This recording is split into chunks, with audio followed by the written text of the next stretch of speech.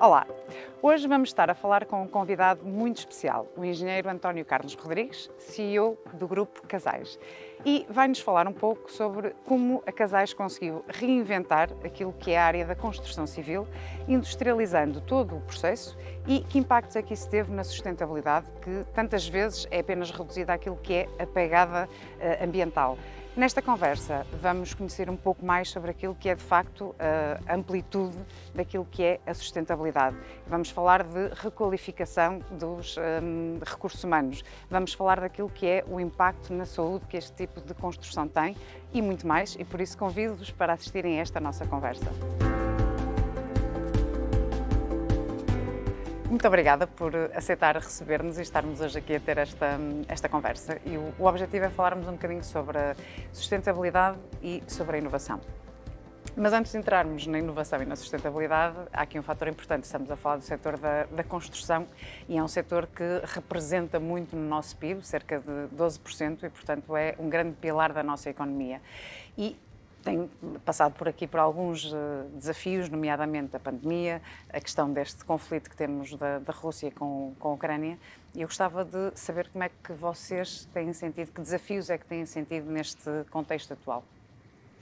Sim, um desafio que nós já vínhamos a sentir antes da pandemia, em 2019, era a falta de mão de obra. Curiosamente, com o Covid, até houve aqui um momento de excesso de mão de obra, não digo que seja um excesso, mas com o retorno de algumas das pessoas que estavam a trabalhar no estrangeiro. E agora voltamos outra vez ao tema da mão de obra. Curiosamente, é um tema muito transversal, não é só em Portugal, é em toda a Europa e até mesmo em outros países. Países como, eu não imaginava, mas a Índia, que é um país que tem muita mão de obra, muitas pessoas, e me dizia uma pessoa ligada ao imobiliário que neste momento tem muita falta de recursos humanos qualificados. Eu acho que a questão, quando falamos em recursos humanos, tem a ver precisamente com esta distinção entre qualificados e que tipo de qualificações. Porque à medida que as técnicas e as soluções construtivas vão alterando, passam a ser necessárias um tipo de qualificações diferentes daquelas que as pessoas têm. Por isso, o problema é um problema quase como no imobiliário, não é? Não é que haja falta de casas em Portugal, porque a gente vai para o interior e vê muitas casas, elas não estão adequadas em termos de conforto, em termos de utilização, àquilo que as pessoas hoje procuram. Por isso, há muita oferta, mas está desadequada. Na mão de obra é a mesma coisa. A mão de obra que nós necessitamos é cada vez mais qualificada e essa, infelizmente, mesmo dentro do contexto europeu, migra bastante, não é? Porque o custo da mão de obra em Portugal, estatisticamente, anda à volta dos 16 euros. Vamos para a Espanha, já estamos nos 23, vamos para a Bélgica ou Luxemburgo, já estamos nos 42. Por isso, quando um parceiro europeu, no espaço europeu, onde é fácil viajar e a baixo custo, consegue oferecer valores que são incomportáveis na nossa economia, nós ainda mais perdemos essa mão de obra que necessitamos para fazer o trabalho. Por isso, esse é um dos efeitos. E como a mão de obra está em tudo, não é? Está nos produtos que fabricamos, e dos nossos fornecedores também, a inflação. Não é? Ou seja, quando nós falamos hoje em dia em inflação, para mim não tem tanto a ver com obviamente as cadeias logísticas e a maior dificuldade na gestão e fluidez da entrega dos materiais em obra tem um impacto, mas para mim o efeito maior é o da mão de obra, é um efeito dominó em todos os patamares, desde a fábrica até à obra.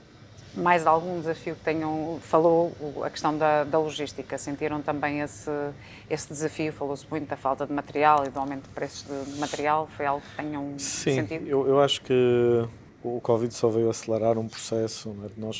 Todos os países têm as suas dificuldades e agora todos os grandes blocos, o americano, o europeu, está a procurar fazer um incremento da capacidade de produção industrial dentro de portas, não é? Por isso começa a haver estas guerras tarifárias e alfândegas, não é? Para mitigar a importação vinda da China, nomeadamente.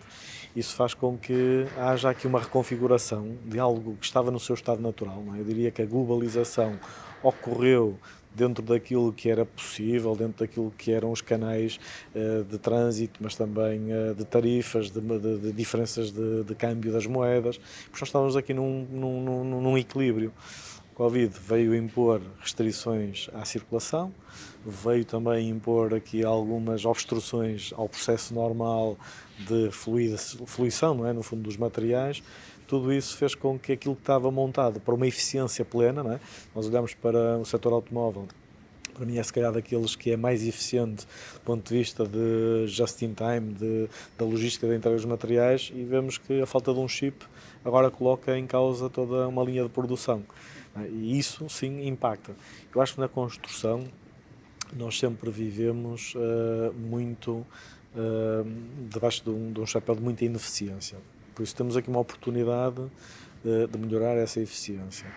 Mas lá está, por outro lado, esta quebra das cadeias logísticas, o aumento dos custos de energia, faz com que haja dúvida do lado do investidor se avança. Isso causa também aqui interrupções, ou seja, aquilo que para nós já é um problema, o investimento é sempre muito cíclico. Temos momentos em que, ou porque há obra pública, ou porque há um retomar do setor imobiliário, e então abrem-se as portas e constrói-se, quer-se construir tudo quase de uma vez só, mas a seguir, lá está, estas interrupções fazem com que seja muito difícil para uma empresa de construção planear, por exemplo, e apostar, por exemplo, na mão de obra própria, porque é um custo fixo. A partir do momento em que eu tenho recursos qualificados, mas são meus, se eu tenho uma interrupção na entrega de obra, eu tenho um problema, tenho um custo fixo que não consigo, depois com a nossa legislação laboral também não é muito, não ajuda, não é? Por isso temos aqui uma configuração que não é muito... Toca aí num ponto interessante, sim, que é se sente que há algum tipo de medidas governamentais que pudessem ajudar a mitigar algum destes desafios.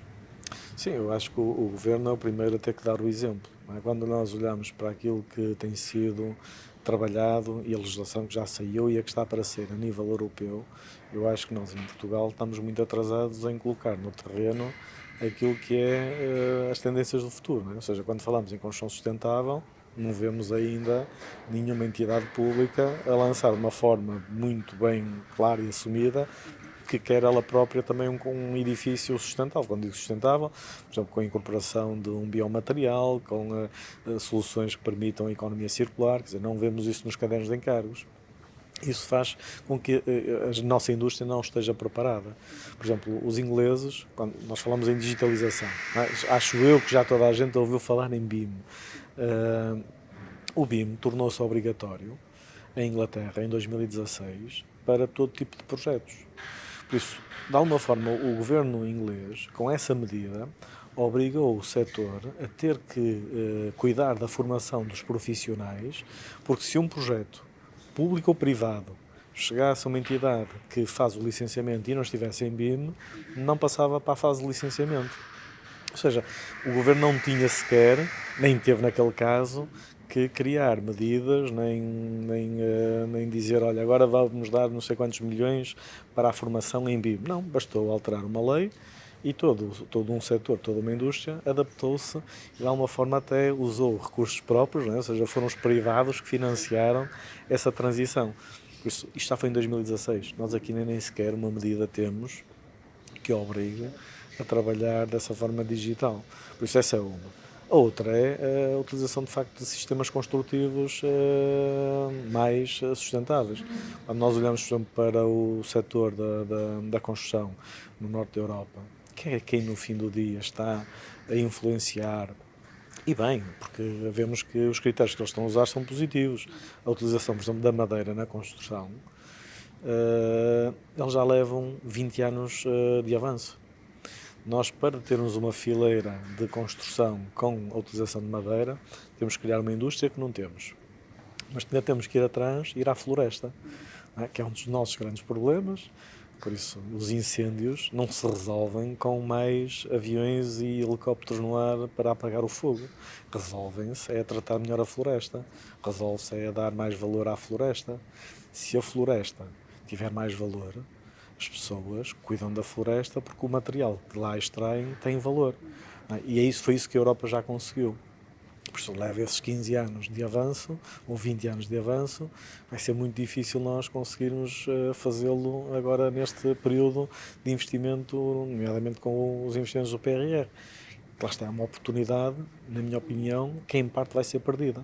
Não é? Vai permitir, acho eu, acelerar alguma coisa, mas vamos soluçar ou vamos bater com alguns obstáculos que não se resolvem de um dia para o outro. Sim, e que o dinheiro não resolve tudo. Muitas vezes sente-se que a política é, lá está, inundar com muitos fundos, com muito dinheiro, quando muitas vezes temos a parte ainda educacional.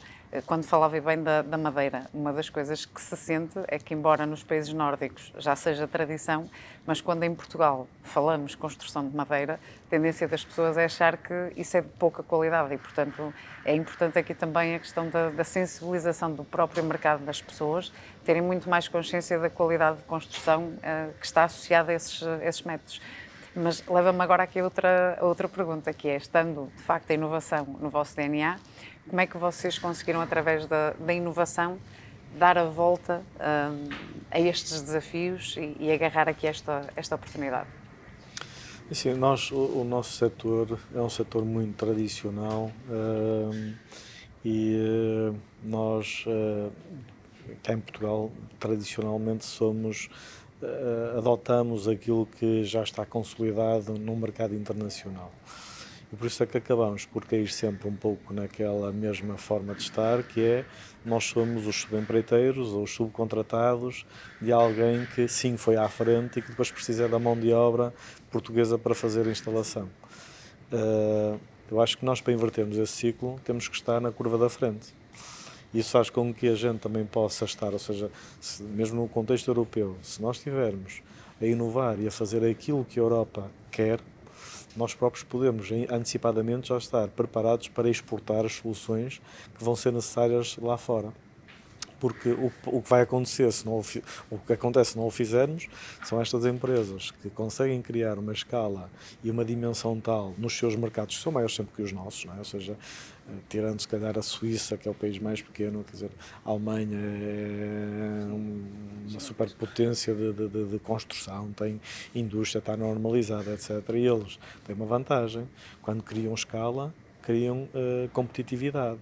E depois o nível de competitividade que eles alcançam não é alcançável por nós se não tivermos escala. Por isso é que nós ficamos sempre no terceiro tier, não é? Exatamente, por isso, ao inovar, aquilo que nós sentimos é que essa também é uma oportunidade para, de Portugal, podermos exportar os produtos e soluções que, ao mesmo tempo que a própria Europa está a desenvolvê-los, porque é neste preciso momento, não é? Ou seja, aquilo que nós estamos a fazer aqui está dentro do melhor que se está a fazer a nível mundial. Sim, E temos já, inclusive... Competir pelo valor, ou melhor, competir pela qualidade e não pelo valor, que é um erro que muitas vezes se cometeu no passado, não é?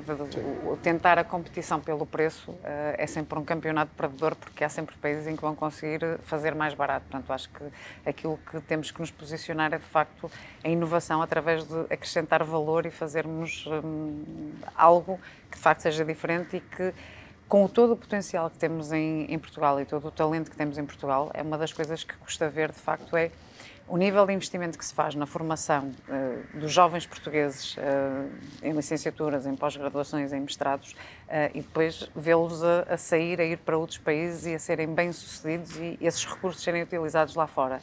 Quando, de facto, temos todo o potencial aqui dentro para utilizar esse talento e lá está, exportarmos, de facto, uma cadeia de valor lá para fora. Mas como é que vocês conseguiram... Explique-me agora um bocadinho melhor o vosso processo, como é que vocês conseguiram industrializar aquilo que é visto como, lá está, um setor muito tradicional, o setor da construção.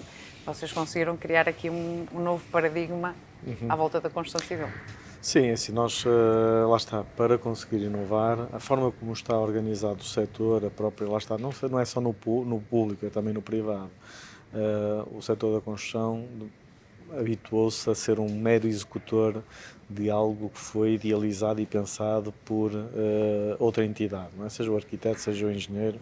Por isso, nós, como meros executores, num contexto que é o português, ou seja, enquanto nós vamos, por exemplo, para uma Alemanha, e na Alemanha existe uma indústria normalizada, e por isso, quando alguém está a projeta com as soluções que existem dentro de portas. Nós gostamos da diversidade, gostamos da criatividade, né? Toda a gente gosta de ter o edifício que é diferente do outro ao lado e por isso os nossos arquitetos e os nossos engenheiros, e bem, para ter essa criatividade, não tendo nós internamente a escala de produção, nós habituamos a abrir ao mundo. Por isso projetamos com materiais italianos, chineses, americanos, etc. E depois o empreiteiro tem de ser a entidade que junta todos esses elementos e faz uns passos de magia e faz o edifício acontecer. Pronto. Há bocado falávamos no tema da logística, isso está a dificultar cada vez mais esta sourcing de qualquer parte do mundo, não é? Que também tem um custo. Isso faz com que seja muito mais difícil quando nós queremos abordar a industrialização. A industrialização pressupõe alguma standardização. Não quer dizer que vamos suprimir a criatividade. Estamos a falar de coisas, muitas delas até que são invisíveis, não é? Ou seja, o mesmo quando falamos em acabamentos, um acabamento de uma casa de banho ou de uma cozinha é um cerâmico. Os cerâmicos que nós temos de produção nacional conseguem replicar as texturas e cores todas que qualquer outra marca consegue. Mas às vezes é uma questão, lá está, de estatuto, porque se pretende aquela marca, mas aquela marca é italiana ou é grega ou americana, quer dizer, tudo isso cria obstáculos depois em que o próprio processo de industrialização seja conseguido. Então, o que é que nós fizemos? Nós começamos pela nossa própria área de investimento e por isso os nossos investimentos imobiliários, por isso nós não conseguimos mandar na casa do nosso cliente, nem dos projetistas, não é? Por isso, para poder, numa indústria tão habituada a meter as mãos na massa, temos que nós próprios fazê-lo primeiro. E por isso começamos também por idealizar um projeto que é um projeto para nós marco, não é? Que é o edifício em Guimarães, que tem o hotel e tem os apartamentos. Foi o primeiro, apesar de já termos uma parceria para a construção híbrida, onde juntamos a madeira e o betão, só demorou 3 anos desde desenvolver o projeto, licenciar e agora estar em construção. Por isso temos que dar esse exemplo. Por outro lado, nós, junto com os nossos clientes, desde há bastante tempo também começamos a procurar ter uma abordagem que nós chamamos colaborativa. Para nós existem 2 formas de estar no mercado. Ou é uma forma transacional, em que existe um caderno de encargos, em que estão 10 concorrentes a licitar aquele projeto, mas não têm nenhuma capacidade de alterar o projeto, até porque ele já está licenciado, ele já está feito. Por isso, se calhar ia ser muito mais gravoso para o próprio cliente ter de recuar e voltar a fazer um projeto com algumas alterações. Por isso, quando nós falamos em trabalhar de uma forma não transacional, mas mais colaborativa, significa que tem de existir um nível de confiança muito grande entre o cliente e a empresa que lhe vai prestar o serviço. Confiança do ponto de vista das soluções e do preço. E aquilo que nós temos vindo a conseguir mostrar aos clientes com quem temos tido esta abordagem colaborativa é que eles, ao trazerem-nos ao mesmo tempo para dentro da equipa de trabalho que trazem o arquiteto, ou seja, quando contratam o arquiteto, contratam também a colaboração da empresa de construção, nós conseguimos, juntamente, e a 3, não é? Dono da obra, equipa projetista e empreiteiro, iterar nas soluções. E por isso, se nós temos uma solução construtiva que é industrializável, se o projeto ainda não está feito ou está em desenvolvimento, é muito menos penoso para o próprio projetista receber já um conjunto de informações, modelos, não é? Modelos de casas de banho, modelos de paredes, modelos de solução construtiva e incorporar no seu desenho, sabendo que aquilo estando incorporado, depois para nós é muito mais fluido e ágil todo o processo de industrialização, porque não temos que redesenhar nem estudar tudo outra vez desde o início, porque na verdade ele está a usar uma solução já pré-definida, apesar de depois poder personalizar, pode pôr o material, lá está, de acabamento que quiser, desde que não seja algo, pronto, que impacte depois a própria industrialização. Por isso, ambiente colaborativo, acima de tudo, é no fundo o contexto necessário para a gente poder industrializar. Okay. E quais é que foram as grandes vantagens que vocês sentiram enquanto empresa nesta mudança, ou seja, nesta industrialização deste processo construtivo? Quais é que foram os grandes benefícios que vocês sentiram enquanto empresa, para além daqueles que já referiu, nomeadamente na parte da gestão dos recursos humanos? Que benefícios é que isso vos trouxe? Sim, obriga, tem por um lado um maior dispêndio de capital, não é? Porque é preciso ter uma fábrica, é preciso também investir em matérias-primas e na forma tradicional, ainda assim como o mercado funciona, o cliente só paga quando está instalado, por isso o tempo em que o material está em Sofremos do mesmo mal. fábrica.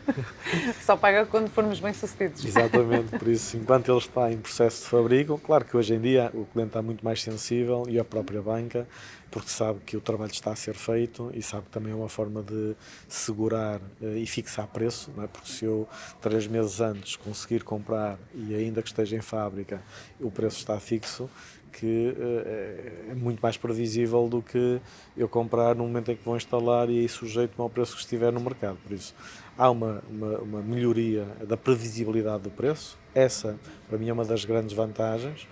Mas depois olhamos para todo o resto, ou seja, no ambiente fabril, conseguimos de facto maior produtividade, desde que tenha sido feito o tal trabalho de standardização. Conseguimos também uma melhor qualificação das pessoas. É muito mais fácil nós, num ambiente fabril, no final do dia, no início do dia, a meio do dia, criamos momentos de formação e por isso, como o trabalho é repetitivo, é muito mais fácil depois também medir a qualidade, ou seja, fixar qual é o standard e depois também medi-lo. Não é? Por isso nós aqui conseguimos, quando abrimos a fábrica, nenhuma das 15 pessoas iniciais da parceria que fizemos com o IFP tinha trabalhado na construção civil. Desde orives, pasteleiros, etc., tudo numa altura em que até era já de pleno emprego, ou seja, isto foi antes do Covid, por isso em 2019, quando empregámos as primeiras pessoas, nós abríamos uma vaga para uma obra, não aparecia ninguém. Para esta vaga de 15 pessoas apareceram 150 candidatos, por isso, mais uma vez, não há falta de mão de obra, há falta de mão de obra qualificada e nós aqui oferecemos a qualificação, ou seja, a pessoa sabia que vindo para cá ia estar num ambiente controlado, não ia ter que se deslocar. Do ponto de vista social, isso também vale muito. A nossa indústria da construção exige, do ponto de vista social, um esforço muito grande aos colaboradores, porque é inerente, faz parte da função. Nós temos que fazer grande parte do trabalho no sítio da obra, por isso a pessoa é que tem que se deslocar para a obra e por isso temos pessoas deslocadas em países, mas também pessoas do Norte que estão a trabalhar no Algarve e em Lisboa. Esse esforço social acaba por aqui estar mitigado, porque nós transportamos parte do trabalho para a fábrica e por isso em fábrica conseguimos reduzir a quantidade de horas que depois vão ter de ser executadas no local da obra. Por isso, esse aspecto também foi bastante positivo. Além de depois, lá está, daqui no ambiente de fábrica conseguimos ter o género feminino muito mais prevalente do que aquilo que conseguimos ter numa obra. Temos também pessoas que já não conseguiam subir escadas num edifício de 10 pisos, já 3 pisos já é bastante, não é? Se tiver que fazer a deslocação. Por isso aqui estamos sempre no mesmo nível e temos pessoas aqui que já não tinham idade nem físico para poder fazer essa deslocação. Por isso, literalmente, nós aqui temos uma capacidade, lá está, das pessoas conseguirem ter as suas horas produtivas em muita maior percentagem do que no ambiente de obra, porque em obra, entre ir buscar o material que está no resto-chão, trazê-lo para o local, distribuí-lo, etc. Aqui não, aqui está tudo, é tudo feito e planeado.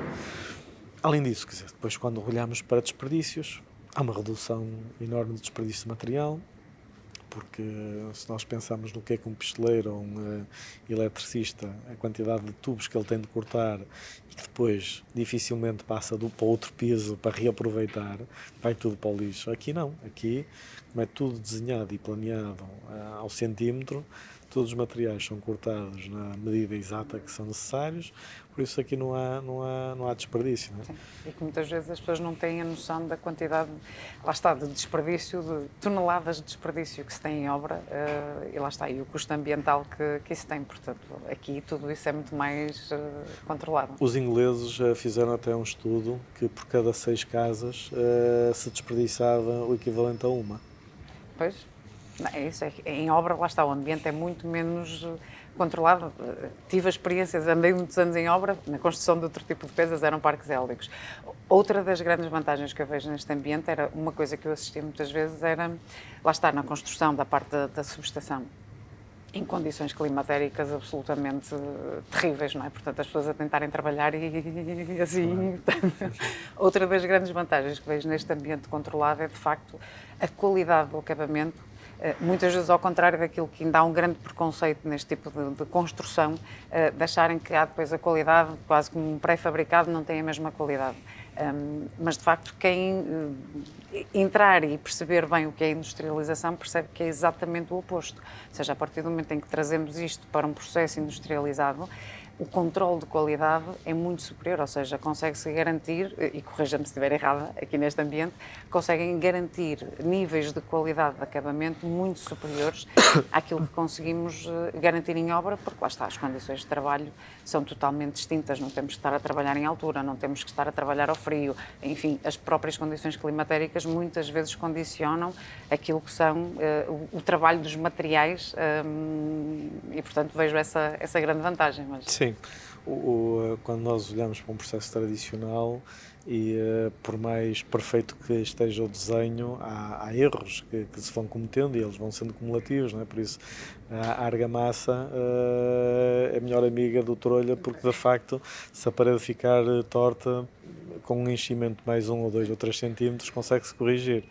Mas lá está, mas isso depois é um cumulativo de erros que faz com que a qualidade e a capacidade de repetir o produto, ou seja, se nós olharmos e entramos num edifício que supostamente com apartamentos todos iguais, se formos ao mais ínfimo pormenor, vamos ver que há de haver diferenças que supostamente não deviam existir.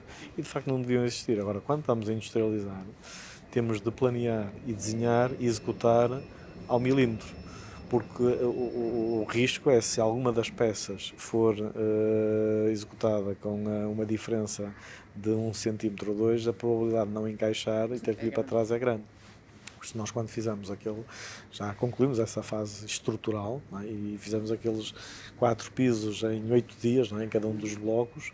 O nosso maior risco era que uma daquelas peças, de fachada ou de laje, tivesse chegado à obra com menos 4 ou 5 centímetros, porque parava toda a obra, porque aquilo é uma peça de Lego, por isso a peça de Lego não tiver com o comprimento ou largura certa, chega lá e não encaixa. chega no encaixe e para tudo. Por isso, para mim esse é um atestado precisamente do contrário, é da qualidade. O produto sai com outra qualidade, sai ensaiado, não é? Ou seja, aqui cada peça que sai de cá sai ensaiada. Quando falamos, por exemplo, em instalações de pistelaria e mecânicas, todos os tubos são testados, vão com um selo de teste, por isso, se houver algum problema em obra, nós conseguimos também rastrear e saber exatamente que produto é que está defeituoso e o substituir sem ter de partir a parede toda para encontrar onde é que está o defeito, não é? Sim, essa foi outra vantagem que estava ali a espreitar e a ver, lá está, num pós-venda muitas vezes nós em casa, aliás, estava a contar o meu exemplo, a minha casa tem pré-instalação de ar-condicionado e no dia em que eu quis pensar em instalar o ar-condicionado, de facto, a grande pergunta é, ok, e agora por onde é que passam os tubos de cobre? E portanto, só andando lá com detectores de metais para descobrir, porque ninguém fazia a mínima ideia por onde é que eles passavam. Portanto, a grande vantagem que também vejo neste tipo de construção, realmente vocês têm tudo mapeado, portanto, se for necessário uma intervenção num pós-venda, não têm que andar lá a picar paredes para andar a descobrir ou sem querer furar um tubo que não deviam. Mas isso também tem a ver, lá está, com a sustentabilidade, não é? E quando falamos se é mais caro ou mais barato, temos que olhar também para o ciclo de vida do edifício. Eu também estive agora, ainda este mês, ter que fazer umas obras em casa ao fim de 10 anos e tive que partir o pavimento todo e ao partir o pavimento todo cortei o fio do alarme, furaram os tubos de eletricidade. Por isso, se eu tivesse o projeto em BIM, há 10 anos atrás, conseguia identificar saber exatamente onde é que era, onde é que está, não gastava tanto dinheiro nessa manutenção. Exatamente. O que me leva à pergunta, assim, enquanto cliente, lá está, quais é que são os grandes benefícios de optarmos, porque muitas vezes as pessoas, lá está, quando falamos de sustentabilidade, é uma coisa que só tem impacto daqui a muitos anos, 50, 100 anos, e nós, ser humano, temos a tendência de só olhar para o curto prazo, o que é que me traz benefício no imediato. Portanto, que benefícios concretos é que um cliente pode tirar, lá está, no curto prazo, optando por este tipo de construção? Eu acho que temos que separar aqui duas coisas. Quando falamos em novas técnicas construtivas, elas só se tornam mais competitivas a partir do momento em que têm escala. E é nessa fase em que estamos. Ou seja, se nós olhamos para a construção em madeira na Áustria, pedir-lhes para fazer um edifício em tijolo com argamassa vai sair seguramente muito mais caro do que fazer em madeira. Então há um contrassenso aqui. Não, tem a ver é com aquilo que já é a prática e o hábito e lá está as qualificações num determinado mercado. Por isso, quando nós falamos em construir cá com sistemas híbridos, madeira-betão ou só madeira, etc., eu acho que todas as soluções têm o seu próprio espaço e mercado. Nós, nos países, e são todos países latinos, temos uma maior afinidade ao tijolo, ao barro, ao cerâmico e ao betão. Enquanto que vamos para norte e aí já se faz tudo em madeira, quase que só se usa mesmo o betão para fazer os elementos mesmo estruturais, como mesmo um edifício em madeira, normalmente existe por causa do sismo, a caixa de escadas ou a caixa de elevador em betão. Mas nós, pronto, olhando para o nosso contexto português, eu diria que o sustentável é a junção mesmo dos dois. Porque nós temos, felizmente, inertes, coisa que um holandês não tem. Se abrir um buraco sai água, nós aqui pelo menos conseguimos extrair granito e por isso que também temos a produção de cimento, apesar de lá está também ter a sua pegada ecológica pesada, mas também que está a ser trabalhado pelas várias indústrias. Mas eu acho que é uma boa conjugação porque para já a madeira acaba por ser um depósito de carbono. Por isso, quando falamos em sustentabilidade, trazer o carbono que precisamos de captar nas florestas, nós precisamos depois de o colocar depositado a algures. Por isso a nossa floresta também, neste momento, nós precisamos de captar muito mais CO2 do que aquilo que estamos a captar, mas para isso a árvore, quando chega à sua maturidade, deixa de crescer e por isso deixa de armazenar CO2. Por isso nós precisamos de uma renovação da floresta, por isso cortar e abater floresta para plantar nova também é uma medida para essa sustentabilidade. A partir do momento em que nós temos esta indústria criada, não é mais caro. E eu diria que neste momento nós já estamos a conseguir trazer índices de produtividade, que mesmo não tendo a produção de madeira nacional e uma indústria nacional, que já estamos num custo equivalente ao tradicional. Não porque, lá está, já alcançamos a escala, mas porque o tradicional consome muita mão de obra e essa mão de obra é escassa, por isso neste momento o tradicional tornou-se mais caro. E veio ajudar também, lá está, o aumento dos custos da energia, porque um edifício tradicional tem mais aço, ao ter mais aço, o aço é um produto de energia intensivo, por isso se a energia estiver em alta, o aço está em alta. O cimento também é um produto de energia intensivo, por isso nós ao reduzirmos para um terço a quantidade de betão, ao reduzirmos também a quantidade de aço que incorporamos. Na verdade, neste momento, as nossas contas já nos indicam que num edifício, desde que não seja um edifício todo redondo, em que já é difícil adaptar a solução construtiva que nós desenvolvemos, mas nesta solução construtiva, para edifícios de escritórios, para edifícios de habitação, em hotelaria, ou seja, também em residências, tudo isso acaba por ser muito fácil a gente converter nessa solução. Por isso já não é, nessa parte da escala, mais caro, e eu acho que não se vai tornar mais caro porque o tradicional tende a ficar mais caro. Ora, eu acho que é importante depois falar, quando falamos em sustentabilidade, acho que normalmente só falamos em pensar, ok, é um edifício mais amigo do ambiente. A sustentabilidade tem várias vertentes. Tem a vertente, sim, do edifício no interface com o meio ambiente, e aí sim, quer dizer, se nós estivermos a utilizar a madeira, um biomaterial que armazena carbono, etc., estamos a contribuir positivamente para o meio ambiente, mas não se esgota aí. Em 2026, e eu acho que o calendário não vai atrasar, a Europa vai lançar um conjunto, eles chamam-lhe a taxonomia verde, um conjunto de tarifas para criar barreiras aos produtos que vêm de fora da Europa. Ou seja, um produto que vem da China, porque foi produzido numa fábrica carvão intensivo. Veio num navio também que é poluidor, por isso quando chega cá vai levar com uma tarifa que vai fazer com que o preço aumente. Já aconteceu há 3 anos atrás com o alumínio. O alumínio em bruto, vindo da China, passou a ter uma tarifa de 42%. quando tinha menos de 10%. Quer dizer, foi uma subida assim, de um momento para o outro, de 30%, ou mais de 30% na tarifa. Isto vai acontecer nos vários materiais. Por isso, quem não estiver a construir com produtos que sejam já com algum nível de sustentabilidade, nomeadamente na pegada de carbono incorporada, o dono desse edifício vai ser penalizado, não só no presente enquanto estiver a construir, mas também no futuro. E no futuro como? O edifício, por um lado, nós temos que procurar trazer materiais mais sustentáveis, okay? Madeira e outros materiais que têm uma baixa taxa de carbono contribuem para essa pegada sustentável, mas depois há todo o pós.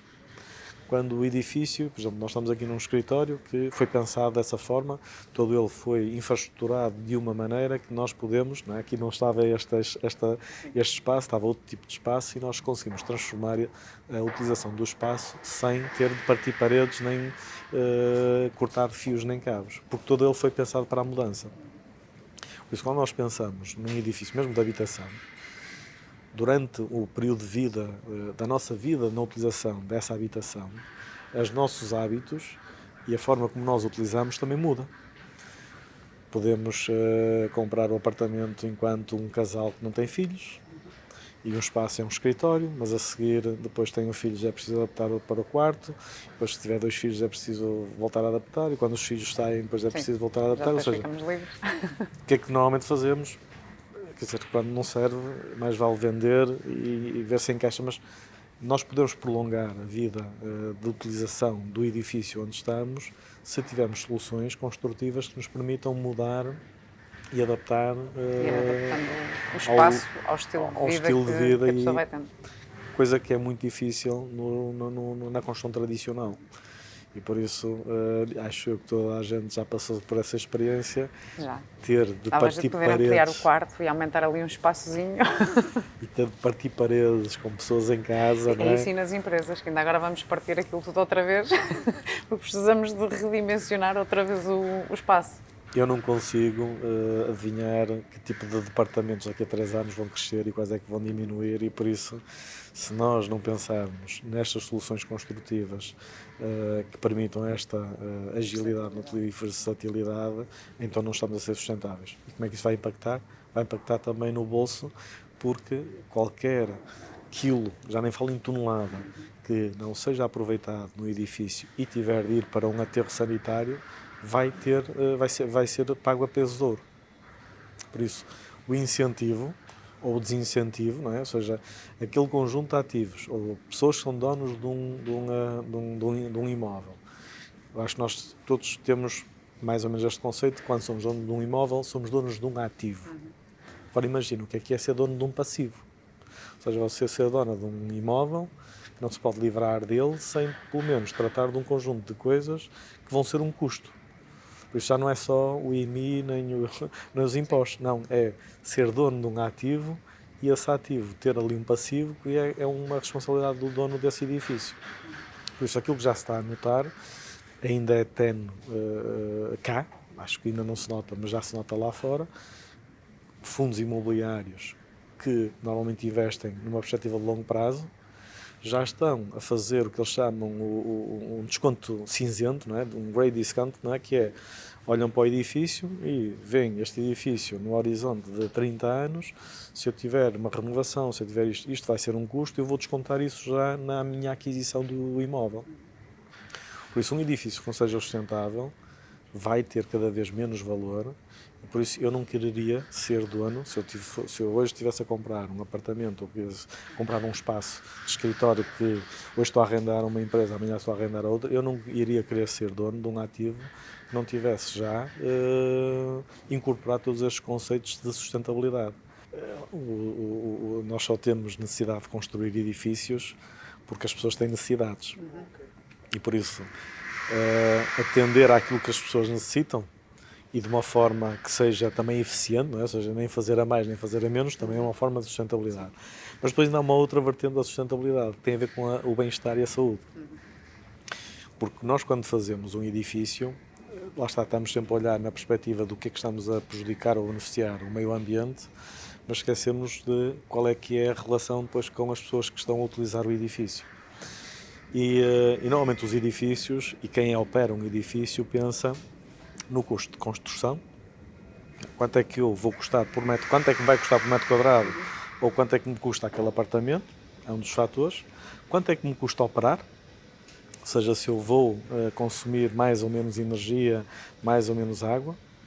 E eu pergunto, não é, e quanto é que custa a saúde das pessoas que estão a habitar o edifício?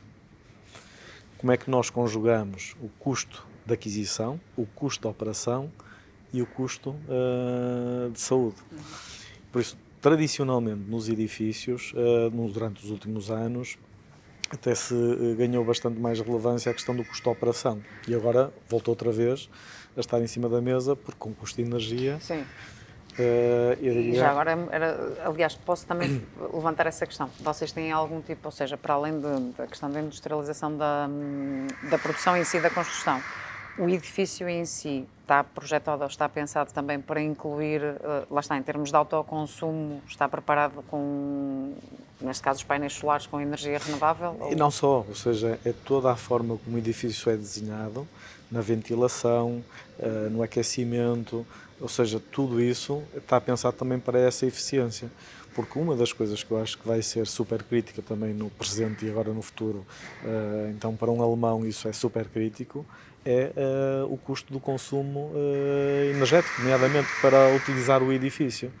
Por isso, estes edifícios, quando são desenvolvidos de uma forma integrada que permitem com que na operação eu não tenha desperdício, nomeadamente de energia, porque a fachada ou a forma como foi pensada a climatização, a ventilação, não é compatível com o ter um baixo custo de consumo para aquecer esse mesmo edifício. Por isso, sustentabilidade também toca nesse eixo, não é? E um edifício que é, eu até nem digo o industrializado, é um dos sinais de que o edifício foi pensado de uma forma integrada. Mas um dos benefícios de um edifício pensado de forma integrada permite, e é fácil visível, industrializar, mas por trás disso tem todo um desenvolvimento de soluções que foi pensado para uma eficiência também na operação. Por último, a outra vertente da saúde, não é? Ou seja, quando nós olhamos, se nós considerarmos só a vertente operacional, não é? Olhamos para o custo de energia e dizemos, ok, vamos tentar isolar o máximo, com isso podemos estar a ter que investir um pouco mais na construção do edifício, mas depois olhamos para as contas e vemos que poupamos na operação do edifício. Mas, por exemplo, a gente cumprir a legislação e, salvo erro, acho que são, na ventilação de um espaço, a gente tem que assegurar 30 metros cúbicos por pessoa por hora de renovação de ar, mas há estudos que mostram que se for 40 ou 50 metros cúbicos de ar por hora, que conseguimos ter um nível de concentração de CO2 muito mais próximo daquilo que temos fora do edifício, conseguimos reduzir os poluentes, porque o edifício tem sempre uma carga de poluentes maior do que o exterior, exceto se estivermos em Bombaim ou em Nova Delhi, pronto, em cidades muito poluentes. Aqui neste mais contexto, volta dentro de casa do que na rua. Neste contexto onde nós estamos, em Mira de Tibães, o ambiente exterior normalmente é sempre melhor, a não ser que se houver um incêndio. Se houver um incêndio, o ambiente exterior fica completamente inóspito para estarmos lá fora. Mas numa situação normal, o ambiente interior do edifício é mais poluído. E existe uma regra que eu achei bastante interessante, que traz um pouco de perspectiva na comparação desta questão do custo. Eles dizem assim, nós, não falando no custo de construção, gastamos numa renda do edifício 30 euros, isto foi feito, não é para o padrão de Braga, é para o padrão já mais de Lisboa e outras cidades europeias, 30 euros ou dólares por metro quadrado, para arrendar um espaço de escritório. Normalmente, as utilities, não é, o gás, custa 10% disso, são 3 euros por metro quadrado. Mas depois esquecemos que dentro de cada um daqueles metros quadrados são pessoas. Se nós somarmos o salário das pessoas todas que estão naquele espaço, são 300. Por isso estamos às vezes preocupados em poupar energia e em cortar o sistema de renovação de ar e pô-lo só a funcionar metade do tempo, para poupar naqueles 3, quando os 30 é o que é a renda, mas os 300 é o custo mais importante que nós temos para uma empresa, não é? Que tem empregados e que está a ocupar esse espaço. Por isso, e existem vários estudos que mostram que uma concentração, por exemplo, de CO2 passar dos 800 para os 1400, e é muito rápido. A gente, se estiver numa sala sozinho, num gabinete, sozinho, Sim, sem ventilação, em rapidamente. 4 horas, aquilo vai aos 2000 ppm. Por isso, a partir dos 1100, 1400, a produtividade, a criatividade baixa 20%. Por isso, 20% de 300 é muito mais do que aquilo que podemos estar a poupar nos 3 euros que gastamos nas utilities, não é? Essa parte da dimensão humana é uma que para nós também é muito importante. Por isso, quando falamos em sustentabilidade, não é olhar só para o custo da construção, não é só olhar para o custo da operação do edifício, é olhar para o utilizador final e se nós estamos a impactar positivamente ou negativamente a utilização pelo cliente final. Não é? Por isso, essa parte da dimensão da sustentabilidade humana, acho que ninguém consegue pôr um preço a quanto é que vale a sua. É isso. Quer lá está, quer a nível habitacional, quer a nível empresarial, porque efetivamente quanto é que custa a quebra de produtividade, quanto é que custa a nossa saúde, quer dizer, não há preço para, e portanto é de facto interessante, e esta sensibilização de realmente deixarmos de pensar em sustentabilidade como apenas uma pegada ecológica, é realmente muito mais do que isso, ou seja, são várias dimensões, e aqui a dimensão que já falou muito importante da requalificação da mão de obra, extremamente importante, e agora esta também em relação à parte da saúde, da utilização do próprio edifício, é de facto interessante, ou seja, vermos todo o impacto que isto tem, que não é só na cadeia produtiva, não é só vamos industrializar o processo, é perceber que tudo isto tem um impacto a médio e longo prazo.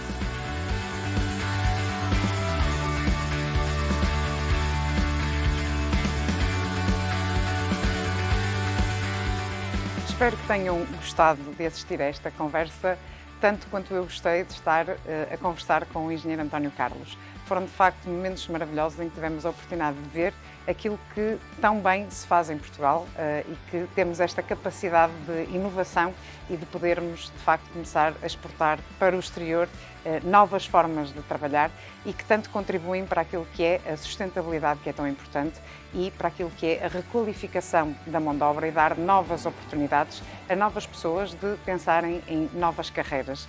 Portanto, espero que tenham gostado e mais uma vez agradecer ao engenheiro António Carlos a sua disponibilidade para nos receber e termos esta conversa magnífica.